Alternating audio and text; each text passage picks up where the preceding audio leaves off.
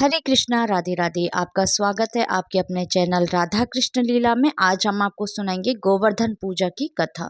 गोवर्धन पूजा की पुरानी कथा के अनुसार द्वापर युग में एक बार देवराज इंद्र को अपने ऊपर अभिमान हो गया था। इंद्र का अभिमान चूर करने के लिए भगवान श्री कृष्ण ने एक अद्भुत लीला रची। श्री कृष्ण ने देखा कि एक दिन सभी ब्रिजवासी उत्तम पकवान बना रहे थे और किसी पूजा की तैयारी में व्यस्त थे। ऐसे ही देखते हुए कृष्ण जी ने माता यशोदा से पूछा कि यह किस बात की तैयारी हो रही है।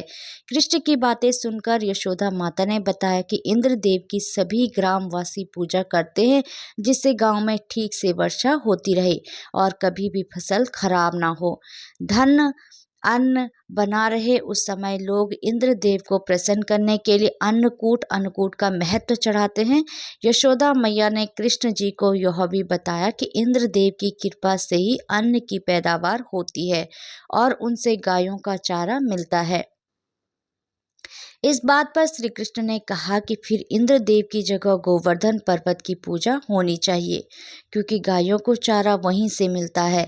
इंद्रदेव तो कभी प्रसन्न नहीं होते हैं और ना ही दर्शन देते हैं।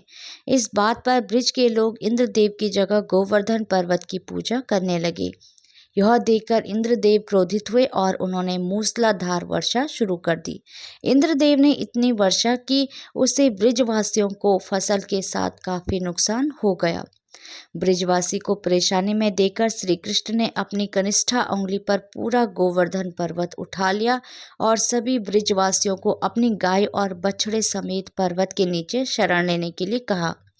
इस बात पर इंद्र कृष्ण यह लीला देखकर और क्रोधित हो गया और उन्होंने वर्षा की गति को और ज्यादा तीव्र कर दिया। तभी श्री कृष्ण ने सुदर्शन चक्र से कहा कि आप पर्वत के ऊपर विराजमान होकर वर्षा की गति को नियंत्रित करें, और शेषनाग से कहा कि आप मेड़ बनाकर पानी को पर्वत की ओर आने से रोकें। इंद्र लगातार 7 दिन तक वर्षा करते रहे। तब ब्रह्मा जी ने इंद्र से कहा कि श्री कृष्ण भगवान विष्णु के अवतार हैं, उन्हें कृष्ण जी की पूजा की सलाह दी। ब्रह्मा जी की बात सुनकर इंद्र ने श्री कृष्ण से क्षमा मांगी और उनकी पूजा करके अन्नकूट का 56 तरह का भोग लगाया। तभी से गोवर्धन पर्वत पूजा की जाने लगी और श्री कृष्ण को प्रसाद में 56 भोग चढ़ाया जाने लगा। ऐसी मान्यता है कि श्री कृष्ण को गायों से अत्यंत प्रेम था और वो गायों तथा बछड़ों की सेवा किया करते थे। यह भी माना जाता है कि गाय का गोबर अत्यंत पवित्र होता है, इसलिए इसी से गोवर्धन पर्वत बनाना और इसका पूजन करना फलदायी माना जाता है।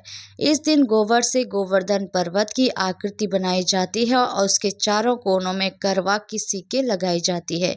इसके भीतर कई अन्य आकृतियां भी बनाई जाती हैं और इसकी पूजा की जाती है। गोवर्धन के दिन गाय की पूजा का महत्व है। ऐसा माना जाता है कि इस दिन जो भी गोवर्धन की इस कथा का पाठ करता है और श्रद्धा पूर्वक गाय के गोबर से बने पर्वत की पूजा करता है, उसकी सभी मनोकामनाओं की पूर्ति होती है। हरे कृष्णा, राधे राधे। भगवान श्री कृष्ण और राधा रानी की कृपा आप सभी भक्तों पर हमेशा बनी रही। जय श्री राधे।